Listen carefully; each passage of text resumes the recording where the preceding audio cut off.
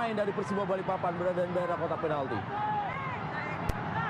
Ini dia, kita lihat pemirsa bagaimana Supardi Nasir dengan sepak pojoknya. Sudah dilakukan oleh Supardi Nasir dan peluang dari Tantan. Kembali kita lihat pemirsa, masih ada blok yang dilakukan oleh para pemain dari tim Persiba Balikpapan. Sudah Rafa Maitimo dan gol!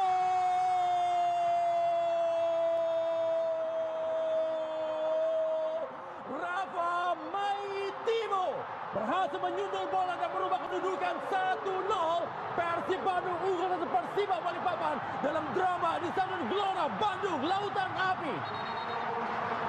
Pecah kegembiraan itu. Maitimo yang bukan bermain sebagai gelandang, yang tidak bermain sebagai gelandang, dia menjadi striker, mendapatkan semua sundulan. Kita lihat. Kali ini Kurniawan Kartika Aji gagal menghadang bola yang mengarah ke pojok kiri atas gawangnya. Membentur mistar di pojok kiri gawang Kurniawan Kartika Aji. Bukan karena dia jelek, karena ini heading yang memang sulit untuk